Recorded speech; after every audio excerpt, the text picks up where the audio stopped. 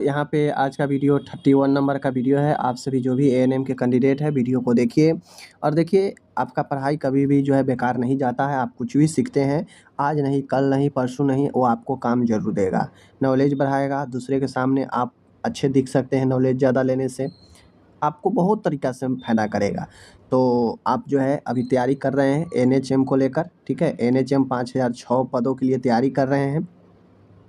अगर दूसरे लोग भी ये वीडियो को देखते हैं तो कहीं न कहीं उनको भी नॉलेज बढ़ेगा, फ़ायदा होगा। सिलेबस सब जगह इक्वल होता है, ठीक है? चाहे वो एनएचएम हो या बीटीएसी हो, सिलेबस तो अपन एएनएम का एक ही होता है। बात समझ रहे हैं? चलिए, तो आज नेक्स्ट वीडियो शुरू करते हैं। देखिए, हाइपोकैलेमिया का क्या अर्थ है? मैं कई बार बता चुका हूँ। हाइपो मतलब कम और के लगा रहेगा, कैलेमिया तो ये पोटेशियम को बताएगा। यानी रक्त में पोटेशियम की मात्रा कम होना हाइपोकैलेमिया होता है। फ्लेबोटॉमी क्या होता है? फ्लेबोटॉमी होता है नस से रक्त निकलने की प्रक्रिया। फ्लेबोटॉमी मतलब क्या होता है? फ्लेबोटॉमी मतलब होता है नस से जो रक्त निकलती है उस प्रोसेस को फ्लेबोटॉमी बोलते हैं। कहता है इप्सीलेटरल का अर्थ क्या होता है? इप्सीलेटरल का मतलब होता है कि शरीर के एक तरफ की स्थिति, यानी जैसे ए बॉडी है, ठीक है ना? ए बॉडी है, समझिएगा, ए बॉडी है, ठीक है ना? तो जैसे ऊपर से लेकर नीचे तक एक पार्ट ये हो गया, एक पार्ट इधर हो गया, तो दाएँ भाग, बाएँ भाग, ठीक है? तो अगर बात करेगा कि इप्सिलेटरल का मतलब होता है शरीर के एक तरफ की स्थिति, चाहे एक इस तरफ की हो या इस तरफ की हो, ठीक है? दाएँ भाग हो या बाएँ भाग हो, एक तरफ की स्थिति को इप्सिलेटरल बोलते हैं, ओके? आगे है नील बाय माउथ, एनपीओ का मतलब होता है मुँह से कुछ नहीं देना, ठीक है ना? आगे है सेप्सिस का क्या मतलब है? सेप्सिस समझिएगा, सेप्सिस क्या होता है? देखिए, सेप्सिस संक्रमण के प्रति शरीर की अत्यधिक प्रतिक्रिया जो अंग क्षति का कारण बन सकती है। तो बेसिकली सेप्सिस एक संक्रमण होता है, संक्रमण की प्रक्रिया होती है। सेप्सिस संक्रमण के प्रति शरीर की अत्यधिक प्रतिक्रिया है, ठीक है? जो अंग क्षति का कारण बन सकता है। तो बेसिकली सेप्सिस संक्रमण के कारण ही होता है, शरीर का नुकसान, ठीक है? आगे आता है, मैं आपको 2 चीज़ बता चुका हूँ, टैकीकार्डिया, ब्रेडीकार्डिया।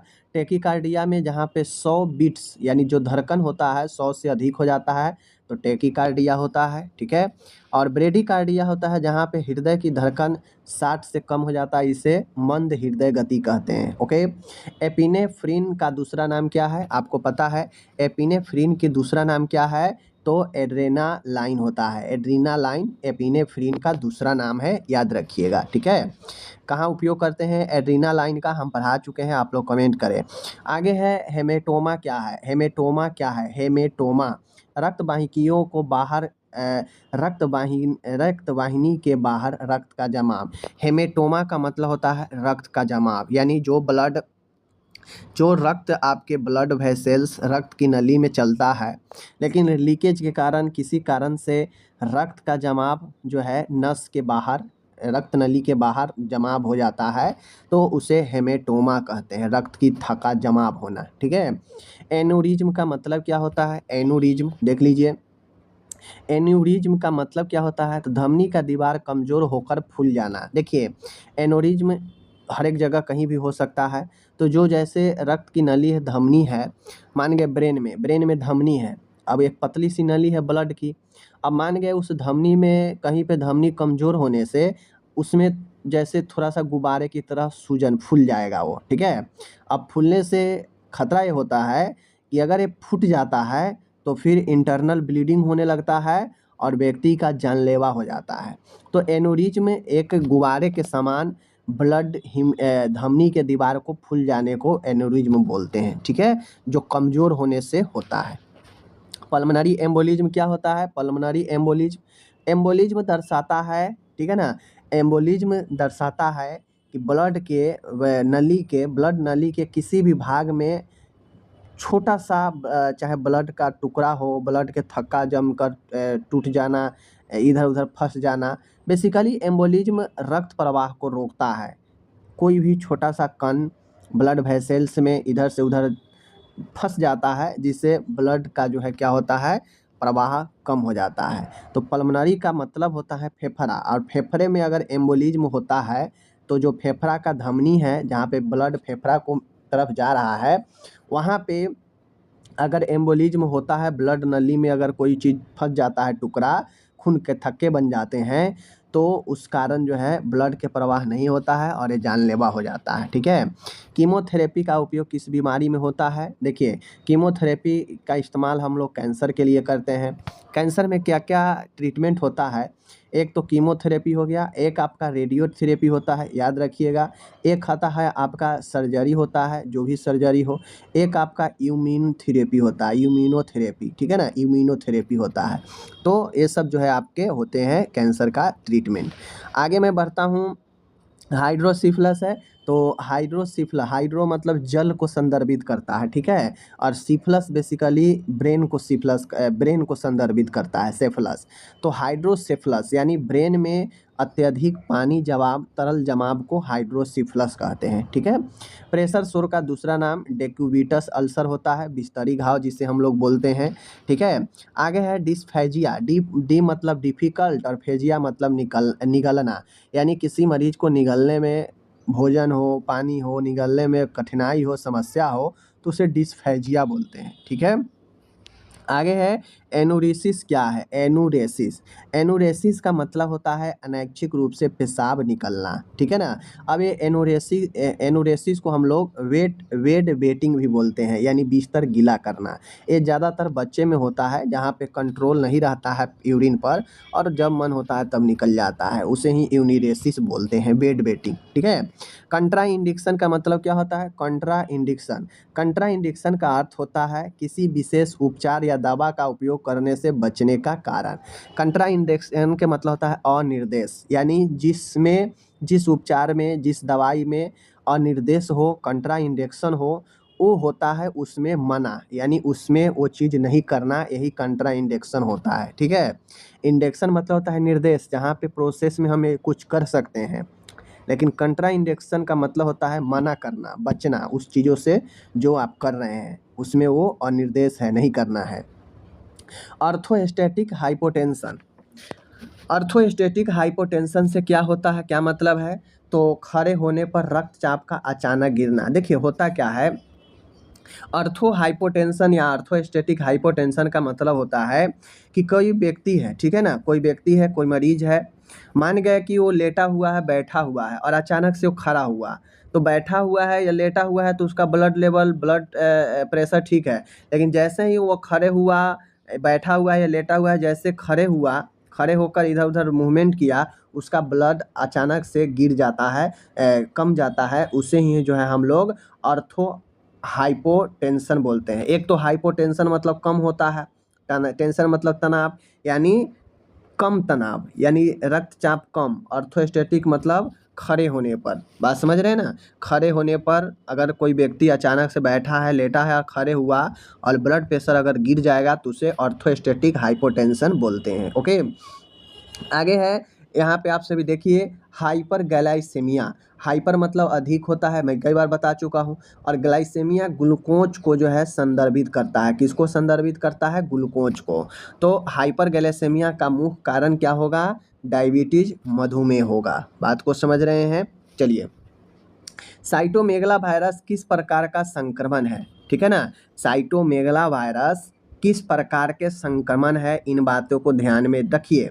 देखिए, साइटोमेगला वायरस किस प्रकार का संक्रमण है? तो साइटोमेगला वायरस जो होता है, यह हर्पिज समूह का एक वायरस है। किस समूह का है? हर्पिज वायरस समूह का है, ओके। आगे बढ़ते हैं। आगे यहाँ पे आप सभी देख सकते हैं, कहता है माय डियर यहाँ पे कि असेप्सिस क्या है। ऊपर में हम लोग सेप्सिस देखे हैं, जहाँ पे बताया है कि बॉडी में संक्रमण को, नुकसान को हम लोग सेप्सिस बोलते हैं। लेकिन असेप्सिस क्या होता है? तो रोग पैदा करने वाले सूक्ष्म जीवों से मुक्ति की स्थिति। सेप्सिस होगा तो बॉडी में संक्रमण को बताएगा, लेकिन असेप्सिस होगा मतलब संक्रमण का अनुपस्थित। तो संक्रमण अनुपस्थित कब होगा? तो जब जो भी रोग पैदा करने वाला सूक्ष्म जीव होता है, उससे मुक्ति की स्थिति असेप्सिस कहलाता है। समझ रहे हैं? टोटल पेरेंटल न्यूट्रिशन क्या है? तो टोटल पेरेंटल न्यूट्रिशनल का मतलब होता है नस के माध्यम से रोगी को पोषण देना, ठीक है। नस के माध्यम से रोगी को पोषण देना, यह टोटल पेरेंटल न्यूट्रिशनल कहलाता है, ठीक है। टोटल पेरेंटल न्यूट्रिशनल, समझ गए? इन बातों को समझिए।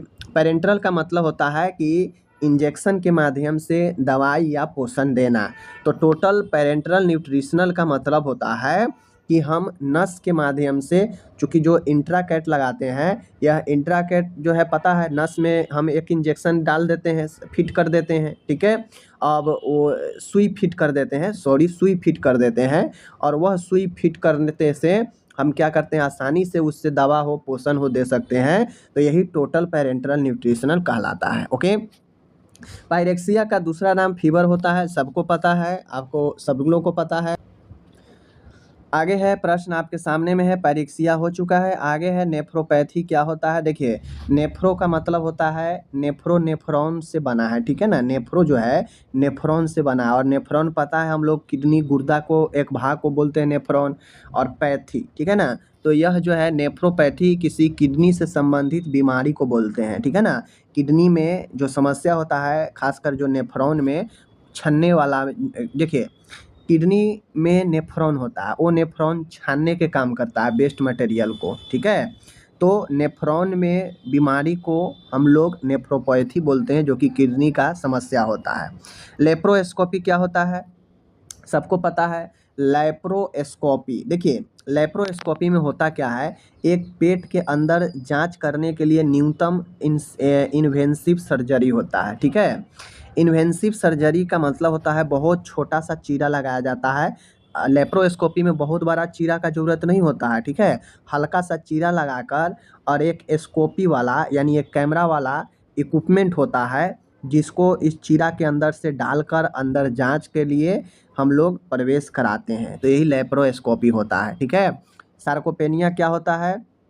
तो सार्कोपेनिया का मतलब होता है उम्र बढ़ने के साथ मांसपेशियों का नुकसान होना। जैसे बुढ़ापा आदमी को धीरे धीरे बढ़ता रहता है, आगे की तरफ एज बढ़ता है, तो देखिएगा उसका मसल्स डेंसिटी कमने लगता है, चमड़ा सब जो है सिकुड़ने लगता है, ठीक है ना। तो मांसपेशियां नुकसान के कारण ही होता है।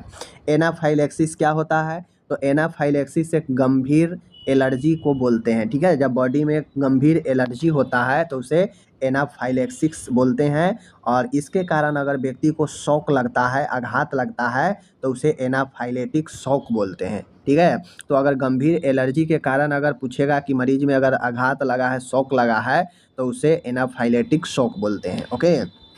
एपिगैस्ट्री क्या होता है? तो पेट के ऊपरी हिस्से से संबंधित है। देखिए आपको मैं बता दूं, एक होता है राइट साइड, एक होता है लेफ्ट साइड, बीच वाला भाग, इधर वाला भाग, इधर वाला भाग, इधर वाला भाग, ठीक है। बीच में भी ये रीजन है, ए रीजन है, ए रीजन है। तो ये तो हो गया आपका नाभि वाला रीजन, ये हो गया सबसे नीचे वाला रीजन, और ऊपर वाला जो आपका रीजन होता है छाती के जस्ट नीचे और नाभि से ऊपर, बीच वाला जो रीजन होता है यही एपिगैस्ट्रिक रीजन होता है, जो आपके राइट और लेफ्ट साइड के बगल में बीच में होता है। स्टर्नम से ठीक नीचे और नाभि से ठीक ऊपर बीच में जो एरिया है उसे एपिगैस्ट्री बोलते हैं। एपिगैस्ट्रिक पेन आप लोग देखिएगा बहुत लिखते हैं या पढ़ते हैं, एपिगैस्ट्रिक पेन, एपिगैस्ट्रिक पेन। तो यह एपिगैस्ट्रिक पेन बेसिकली छाती के नीचे और पेट के ऊपर बीच में दर्द को बताता है, ओके।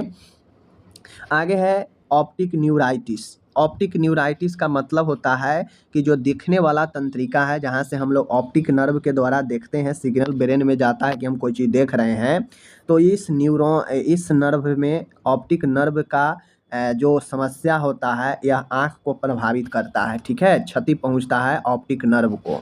आगे है हाइपोनेट्रेमिया। मैं कई बार बता चुका हूँ, हाइपो मतलब होता है कम, सीधा हाइपो का मतलब कम, और नेट्रेमिया समझ लीजिए, Na का मतलब होता है सोडियम। तो ये जो Na फॉर नेट्रेमिया है ये सोडियम को बताएगा। तो हाइपो मतलब कम और Na नेट्रेमिया मतलब सोडियम, यानी सोडियम का रक्त में कम होना हाइपोनेट्रेमिया होता है, समझ गए। ये सब चीज़ें एग्जाम में पूछता है। पल्स डेफिसिट क्या होता है? तो मैं आपको कई बार बता चुका हूँ, पल्स डेफिसिट जो होता है यह एपिकल पल्स और रेडिकल पल्स के बीच के अंतर को हम लोग पल्स डेफिसिट बोलते हैं। एग्जाम में पूछ देगा कि एपिकल पल्स और रेडिकल पल्स के बीच के अंतर को क्या बोलते हैं? पल्स डेफिसिट एक ऑप्शन में रहेगा, तो राइट आंसर यही होगा। ठीक है, आगे है कार्डिया टेम्पोनेंट का है, कार्डियक टेम्पोनेट क्या है, तो कार्डियक टेम्पोनेट का मतलब होता है पेरिकार्डियम। पेरिकार्डियम क्या होता है, हृदय के सबसे बाहरी, ठीक है ना, लेयर, हृदय की थैली में द्रव का जमाव होना कार्डियक टेम्पोनेंट बोलते हैं, टेम्पोनेट बोलते हैं। ओके, आगे है chronic obstructive pulmonary disease, COPD किस अंग को प्रभावित करती है, तो सीओपीडी बेसिकली लंग्स को प्रभावित करती है, इन बातों को ध्यान में रखना है। ठीक है, सीओपीडी बेसिकली रूप से श्वसन तंत्र और लंग्स को प्रभावित करता है। कार्डियो ऑब्स्ट्रक्टिव पल्मोनरी डिजीज इसका पूरा नाम होता है, याद रखना है। आगे बढ़ते हैं, मेनिंजाइटिस क्या है, देखिए ए बना है मेनिंजिस से, मेनिनजिन्स आपका एक होता है जिसे हम लोग झिल्ली बोलते हैं। मेनिंजिस जो होता है ब्रेन और स्पाइनल को ढकने वाला एक लेयर बनाता है मेनिंजिस। इस मेनिंजिस में इन्फ्लामेशन मेनिंजाइटिस कहलाता है। तो ये क्या है, मस्तिष्क और रीढ़ की हड्डी के मेनिंजिस झिल्ली में सूजन को हम लोग मेनिंजाइटिस बोलते हैं, समझ गए। इन्फ्लामेशन आइटिस जिसके भी लास्ट में आ जाए वह इन्फ्लामेशन को दर्शाएगा। तो मेनिंजिस में आइटिस लग गया तो मेनिंजाइटिस बन गया, बात को समझ लीजिए। आगे है क्लोनोस्कोपी। क्लोनोस्कोपी क्या है, तो बेसिकली क्लोनोस्कोपी बड़ी आंत की जांच करने की प्रक्रिया है। देखिए क्लोन मतलब होता है बड़ी आंत का एक हिस्सा को क्लोन बोलते हैं, और स्कोपी मतलब होता है किसी भी एक कैमरा के माध्यम से जांच करना। तो क्लोन में एक कैमरा युक्त इक्विपमेंट को इंटर करके जांच करने की प्रक्रिया को क्लोनोस्कोपी बोलते हैं। ठीक है, नाम से ही स्पष्ट है। अल्जाइमर रोग, अल्जाइमर डिजीज क्या है, देखिए अल्जाइमर डिजीज यह बेसिकली मस्तिष्क का एक प्रगतिशील रोग है जो स्मृति को प्रभावित करता है, मीन्स मेमोरी को प्रभावित करता है। और यह जो है आपके, मैं बता दूं, एज से रिलेटेड डिजीज है, जिसमें एज बढ़ने के साथ में व्यक्ति जो है भूलने लगता है चीज़ें और बहुत ज़्यादा समस्या उत्पन्न होता है, अल्जाइमर रोग वही एज रिलेटेड जो है डिजीज आपको होता है, मेमोरी लॉस का। आगे है एपेक्टोमी क्या होता है, तो अपेंडिक्स को शल्य चिकित्सा द्वारा हटाना। ये एपेक्टोमी जो है इसे हम लोग पूरा नाम अगर दें इसे, तो इसे एपेंडेक्टोमी बोलते हैं। ठीक है, देखिए सबसे पहले समझिए, ये जो टॉमी लास्ट में लगा रहता है ना, ये आपको सर्जरी को बताएगा, समझ लीजिए सर्जरी। तो अपेंडिक्स से ही बना है एपेंडेक्टोमी। एपेंडेक्टोमी जो होता है अपेंडिक्स को काट के हटा देना, जो कि एक कहा जाए तो फालतू का अंग है। अपेंडिक्स का कोई रोल नहीं होता है, लेकिन समस्या होने पर ये व्यक्ति को समस्या करता है। तो अपेंडिक्स को काट के सर्जरी के द्वारा हटाना एपेंडेक्टोमी कहलाता है। आगे है बर्न्स के आकलन के लिए कौन सा नियम उपयोग होता है, तो मरीज को, जले हुए मरीज को अगर आकलन करना हो तो रूल्स ऑफ 9 जो होता है यह आपके घाव के गंभीरता को, घाव के परसेंटेज को बताता है, रूल्स ऑफ 9।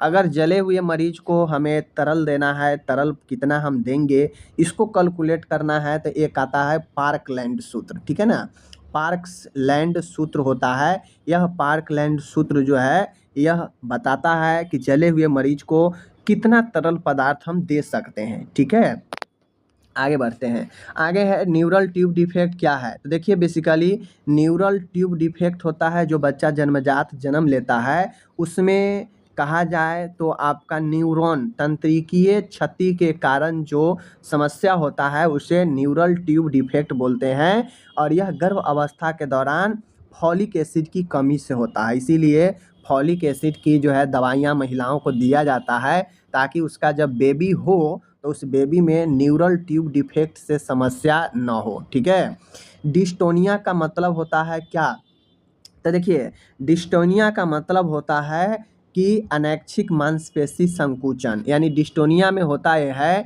कि जो मांसपेशी पर कंट्रोल होना चाहिए वो कंट्रोल नहीं होता है और वो अनैच्छिक हो जाता है, बिना इच्छा के उस पर जो है संकुचन होने लगता है। ओके, ऑटिज्म क्या है, तो बेसिकली ऑटिज्म जो है वह कहा जाता है यह एक बच्चे का रोग है जिसमें बच्चा एकदम गूंगा बन जाता है, वो बोल नहीं पाएगा, बातचीत नहीं कर पाता है, ठीक है। और यह व्यक्ति बच्चे को प्रभावित करता है, समझ गए। गूंगा टाइप से जिधर रहेगा उधर बैठा रहेगा, मूक टाइप से रहता है ऑटिज्म वाले बच्चा, ओके।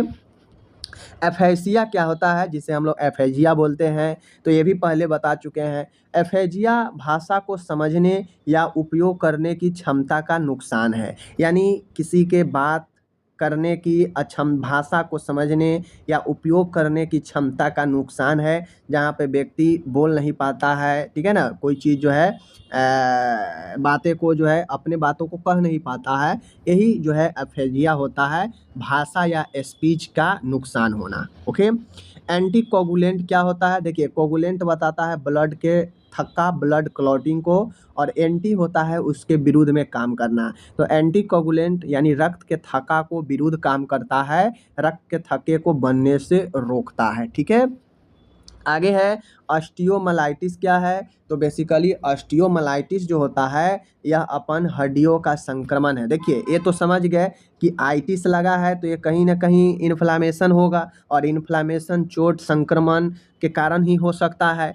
तो और यहाँ पे ऑस्टियो है तो हड्डी को तो भाई सीधा सीधा ये क्या कर रहा है, सूचित कर रहा है, आइटिस सीधा इन्फ्लामेशन को बता रहा है। ये माय जो है ना, ये माय वाला वर्ड यह आपको बताता है, आपको यहाँ पे बताएगा पीब मवाद, तो हड्डी जो है सड़ने, हड्डी में पस बन जाना, इन्फ्लामेशन हो जाना, यही ऑस्टियोमेलाइटिस कहलाता है, ठीक है। हेमरेज मतलब होता है रक्तस्राव। अब ये रक्तस्राव इंटरनली भी हो सकता है, एक्सटर्नल भी होता है। जो एक्सटर्नल होता है वो तो दिख जाता है कि बाहर से ब्लड निकल रहा है, लेकिन जो इंटरनल ब्लीडिंग होता है उसमें नहीं दिखता है, और वह जो है आपके बॉडी पार्ट के अंदर ही ब्लड रिसाव होने लगता है, जो खतरनाक होता है, ठीक है। सिस्टोस्कोपी क्या होता है, देखिए सिस्टोस्कोपी का उपयोग किस अंग को जांचने के लिए करते हैं, तो आपको पता होगा कि जो अपन सिस होता है, ठीक है ना, सिस्टोस्कोपी यह यूरिनरी ब्लैडर को जांच करने वाला उपकरण है। स्कोपी आ गया मतलब यह कैमरा वाला उपकरण है। सिस्टो मतलब मूत्राशय को बताता है, यूरिनरी ब्लैडर को, तो यूरिनरी ब्लैडर को जांच करने की जो उपकरण है उसे सिस्टोस्कोपी बोलते हैं। आगे मैं चलूँ, यहाँ पे देख सकते हैं, यहाँ पे लिखा है कि पैलिएटिव केयर क्या है। पैलिएटिव केयर क्या है, देखिए पैलिएटिव केयर एक ऐसा केयर है जहाँ पे असहाय असहाय मरीज या जो बीमारी ठीक नहीं होने वाला हो, वैसे मरीजों को केयर करना, उनके जीवन में गुणवत्ता में सुधार करना। बीमारी तो ठीक नहीं कर सकते हैं, लेकिन जीवन जीने की जो गुणवत्ता है उसमें सुधार कर सकते हैं, मदद कर सकते हैं, तो यही पैलिएटिव केयर होता है, ठीक है। एमिनो हिस्टोकेमिस्ट्री क्या है, देखिए एमिनो हिस्टोकेमिस्ट्री जो होता है कैंसर का पता लगाने की एक विधि है, जिसमें हम उसके हिस्ट्री पता लगाते हैं। इम्यून जो होता है प्रतिरक्षा प्रणाली होता है, उसके जरिए हम कैंसर को पता लगाते हैं, ठीक है ना। आगे है पाइलोरिक स्टेनोसिस क्या है, देखिए पाइलोरिक स्टेनोसिस मैंने पहले भी आपको बताया था। ये सब वर्ड मैं इसीलिए रिपीट कर रहा हूँ ताकि दोबारा आप कम से कम इसी बहाने वीडियो तो देख ले और आपको पता तो चल जाए। तो बेसिकली पाइलोरिक स्टेनोसिस जो होता है, जैसे मान गए ऊपर से आ रहा है, ठीक है, और ये अपन अमाशय है, ये अपन पेट है, ठीक है, पेट है। अब यहीं पे आपको जो है एक मान गए यहाँ से फिर जो है आपके छोटी आंत शुरू हो गया, छोटी आंत शुरू हो गया, तो ये जो यहाँ पे एक वाल्व है जो आपको ये छोटी आंत और इधर पेट को आपस में जोड़ता है, तो यहाँ पे एक वाल्व होता है, मांस का मसल्स वाल्व होता है, जिसे हम लोग पाइलोरिक बोलते हैं, पाइलोरिक वाल्व बोलते हैं। ये जोड़ने का काम करता है अमाशय और छोटी आंत को। तो इस वाल्व में अगर संकुचित हो जाता है, संकीर्ण हो जाता है, जगह यहाँ पे छोटा हो जाता है ये वाल्व में, तो इसी को हम लोग पाइलोरिक स्टेनोसिस बोलते हैं, ठीक है। पारापेलेजिया क्या होता है, देखिए पारापेलेजिया का मतलब होता है शरीर के निचले हिस्से में पैरालिसिस होना, समझ गए। हेमीपेलेजिया होता है जहाँ पे शरीर का आधे अंग में लकवा मार देना, या यही कह सकते हैं पारापेलेजिया शरीर के निचले हिस्सों में पक्षाघात। क्वाड्रीप्लेजिया क्या होता है, तो गर्दन के नीचे पूरे शरीर का पक्षाघात या क्वाड्रीप्लेजिया होता है, जहाँ पे हम बॉडी के गर्दन के नीचे पूरे अंग जो है पैरालाइज्ड हो जाता है, उसे क्वाड्रीप्लेजिया बोलते हैं। बात समझ रहे हैं आप लोग। आगे है हाइपोग्लाइसेमिया का लक्षण क्या होता है, तो ये भी क्वेश्चन कई बार बता चुके हैं। जब हाइपो मतलब कम और ग्लाइसेमिया मतलब ग्लूकोज, जब ग्लूकोज लेवल बॉडी में कम जाए तो इसका मतलब होता है मरीज में घबराहट, पसीना आना और भ्रम की स्थिति उत्पन्न हो जाती है, बेचैनी होने लगता है। डायफ्राम का मुख्य कार्य है यह श्वसन में मदद करना है, क्योंकि एक डोम का शेप का ये जो है आकार में होता है, जो इधर भी लंग्स और इधर भी लंग्स होता है। तो ये जब फूलता है, डायफ्राम जब फूलता है तो ये लंग्स को सपोर्ट करता है वायु छोड़ने के लिए। जब ये नीचे की तरफ धंसता है तो फेफड़ा को जगह ज़्यादा मिलता है, तो इसके अंदर वायु जो है आराम से फिल हो पाता है। तो डायफ्राम श्वसन में मदद करता है। ओके, आगे है एम्ब्लोक्टोमी क्या होता है, तो एम्बेलेक्टोमी जो अभी ऊपर आप एम्बोलिज्म देखे हैं कि कहीं पे ब्लड वेसल्स में रक्त का थक्का जम जाता है, तो खून के थक्कों को हटाने की सर्जरी को एम्बेलेक्टोमी बोलते हैं, जो एम्बोलिज्म को हटाता है। ठीक है, आगे है एम्बुलेंट्री क्या होता है, तो एम्बुलेंट्री का मतलब होता है चलने या फिरने में सक्षम। वैसा मरीज जो चलने फिरने में अस्पताल में सक्षम हो वो एम्बुलेंट्री में आते हैं। ओके, आगे है पल्सेटाइल मास। पल्सेटाइल मास का क्या अर्थ है, पल्सेटाइल मास का अर्थ क्या है, तो पल्सेटाइल मास का अर्थ होता है एक गांठ जिसमें धड़कन महसूस हो, जो अक्सर एनोरिज्म का संकेत होता है। देखिए, पल्सेटाइल मास का मतलब होता है कि मान गए आपके या किसी के बॉडी में कहीं पर एक गांठ बन गया, ठीक है, किसी भी जगह गांठ बन गया और इस गांठ में अगर धड़कन महसूस हो रहा हो, इस गांठ के छूने में या पता जांच करने में अगर इसमें धड़कन महसूस हो रहा हो तो उसी को पल्सेटाइल मास बोलते हैं। ठीक है, यह अक्सर एनोरिज्म का संकेत होता है, क्योंकि हम जानते हैं एनोरिज्म में होता क्या है कि आपको कहीं भी ब्लड वेसल्स में बैलून सा बन जाता है, तो उस बैलून में अगर धड़कन महसूस होगा तो कहीं ना कहीं इसका संकेत हो सकता है एनोरिज्म का। आइसोलेशन का उपयोग कब किया जाता है, देखिए आइसोलेशन का उपयोग कोई भी मरीज के संक्रामण स्थिति में अलग रखने के लिए किया जाता है, अन्य मरीजों से अलग रखने के लिए। बायोप्सी क्या होता है, देखिए बायोप्सी बायोप्सी जांच के लिए शरीर के ऊतकों का नमूना लेना, यानी शरीर के कुछ टिश्यू को, मांस को काट कर जिस भी हिस्से में जांच करना उस हिस्से से हम कुछ मांस को खरोच के निकालते हैं या काट के निकालते हैं, और वही जांच के लिए शरीर के ऊतकों का नमूना लेना बायोप्सी होता है। समझ गए। आगे है कार्डियक कैथेटराइजेशन क्या होता है, तो हृदय और रक्त वाहिनियों की जांच करने की प्रक्रिया है। कार्डियक कैथेटराइजेशन का मतलब होता है कि हृदय और रक्त वाहिनी की जांच करने की प्रक्रिया कार्डियक कैथेटराइजेशन है। ओके, ऑब्स्ट्रक्टिव देख लीजिए, ऑब्सेसिव कंपल्सिव डिसऑर्डर ओसीडी क्या है, तो ओसीडी एक मानसिक स्वास्थ्य स्थिति है जिसमें बार बार विचार और व्यवहार शामिल होता है, जिसमें व्यक्ति किसी भी काम को करने के लिए बाध्य हो जाता है और वह सेम काम को बार बार रिपीटेशन के साथ करता है, तो उसी को ओसीडी कहते हैं। ओसीडी एक न्यूरोटिक बीमारी है, याद रखिएगा, यह जो है साइकोटिक नहीं होता है। साइकोटिक गंभीर पागलपन को कहते हैं, जबकि ओसीडी न्यूरोटिक जो होता है वो ओसीडी में आता है, ओसीडी न्यूरोटिक में आता है। आगे है डिस्मोफोबिया। डिस्मोर्फोफोबिया। डिस्मोर्फोफोबिया क्या होता है, शरीर के किसी हिस्से को काल्पनिक खामी को लेकर अत्यधिक चिंता, यानी डिस्मोर्फोफोबिया का मतलब होता है कि शरीर के किसी भी हिस्से की काल्पनिक खामी यानी काल्पनिक रूप से कमी को लेकर अत्यधिक चिंता होना, यह डिस्मोर्फोफोबिया होता है। एंक्ली देख लीजिए यहाँ पे, एंक्लियोजिंग स्पॉन्डिलाइटिस क्या होता है, एंक्लियोजिंग स्पॉन्डिलाइटिस क्या होता है, तो रीढ़ की हड्डी में एक सूजन संबंधी बीमारी है। एंक्लियो देख लीजिए, एंक्लियोलॉजिंग स्पॉन्डिलाइटिस जो होता है स्पाइनल में सूजन से संबंधित बीमारी को दर्शाता है, एंक्लियोजिंग स्पॉन्डिलाइटिस याद रखिएगा। ब्रोंकाइटिस क्या है, श्वसन नली का सूजन है, पहले भी बता रखे हैं। सार्कोमा क्या होता है, तो हड्डी या मुलायम ऊतकों का कैंसर है, जो मैं आपको पहले भी बताया हूँ कि बेसिकली सार्कोमा वैसे होता है जहाँ पे हड्डी या मुलायम ऊतकों में कैंसर को बताता है। ठीक है, मेनोपॉज क्या है, तो मासिक धर्म का अस्थायी रूप से बंद हो जाना, न आना, absence of menstruation cycle menopause कहलाता है।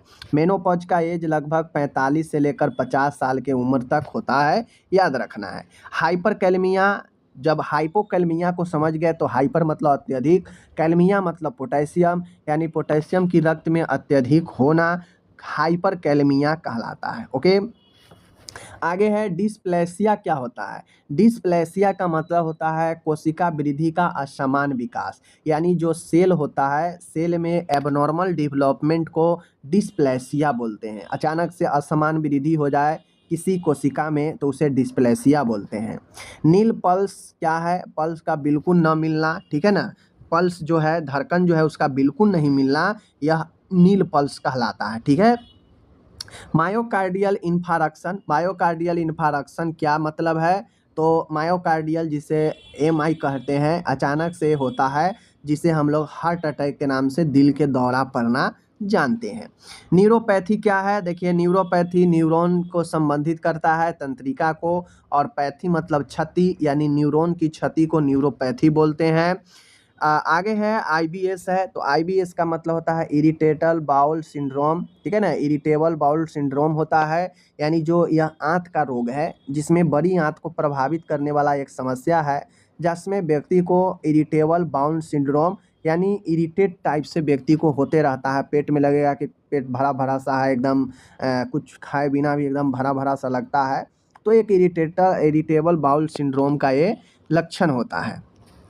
आगे है हेपेटोमेगली क्या है, देखिए हेपेटो बताता है लीवर को और मेगली बताता है साइज को, तो हेपेटोमेगली यकृत को असमान रूप से बड़ा होने को बताता है, हेपेटोमेगली लीवर के बढ़ने को बोलते हैं। ठीक है, कोलीसाइटिस क्या होता है, तो कोलीसाइटिस का मतलब होता है पित्ताशय में सूजन, कोलीसाइटिस होता है, ठीक है ना, साइटाइटिस आइटिस लग गया तो ये कहीं ना कहीं इन्फ्लामेशन को ही बताएगा, तो पित्ताशय के सूजन को कोलीसाइटिस बोलते हैं। ठीक है, नेफ्रोटिक सिंड्रोम क्या है, अभी मैंने ऊपर पढ़ा नेफ्रोटिक सिंड्रोम, नेफ्रॉन के समस्या को, जहाँ पे शरीर में प्रोटीन जो है व्यक्ति को बहुत ज़्यादा निकलने लगता है यूरिन के माध्यम से और प्रोटीन की कमी होने लगती है बॉडी में, उसे हम लोग नेफ्रोटिक सिंड्रोम बोलते हैं।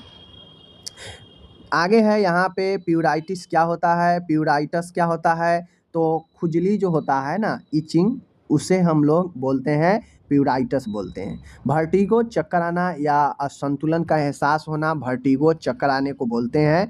ठीक है, याद रखिएगा। हाइपोक्सिया क्या होता है माय डियर, हाइपोक्सिया में हाइपो मतलब होता है हाइपोक्सिया, हाइपो मतलब कम और ऑक्सिया मतलब ऑक्सीजन, ऑक्सीजन का ऊतकों में कम होना, बॉडी में कम होना, यह बताता है हाइपोक्सिया को। ठीक है, पल्मोनरी एडिमा क्या है माय डियर, पल्मोनरी एडिमा जो होता है यह आपको फेफड़ों में तरल पदार्थ का जमा होना, और जब तरल पदार्थ जमा हो जाता है तो उसे ही एडिमा होता है, सूजन होता है। ठीक है, लैरेंजाइटिस क्या है माय डियर, तो लैरिंग्स में इन्फ्लामेशन लैरेंजाइटिस कहलाता है, ध्यान रखिएगा, लैरिंग्स में सूजन लैरेंजाइटिस कहलाता है। ओके, ऑस्टियोक्लेरोसिस क्या है, तो ओटोस्क्लेरोसिस है, ऑस्टियो नहीं है, ओटोस्क्लेरोसिस, ओटो, जब ओटो सीधा है ना समझ आइएगा ये कहीं ना कहीं कान को बता रहा है, तो ऑटोस्क्लेरोसिस किस अंग से संबंधित है, यह कान से संबंधित है, किससे,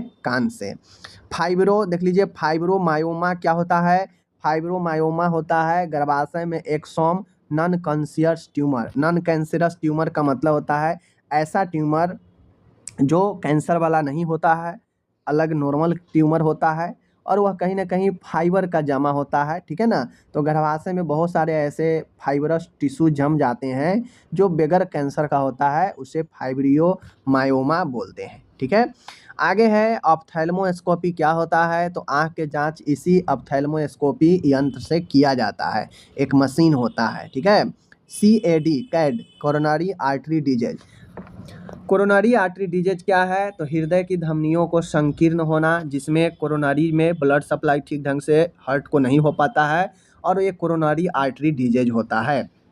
इंडोस्कोपी क्या होता है, तो बेसिकली स्कोपी का मतलब होता है कैमरा वाला यंत्र, और इंडो मतलब होता है अंदर डालना। देखिए शरीर के आंतरिक अंगों की जांच करने की प्रक्रिया इंडोस्कोपी कहलाता है, इसमें आपका आंत आ जाएगा, रेक्टम आ जाएगा, ठीक है ना, सब पेट के अंदरूनी हिस्से में, बेसिकली शरीर के अंदरूनी हिस्सों में जांच के लिए इंडोस्कोपी का इस्तेमाल करते हैं।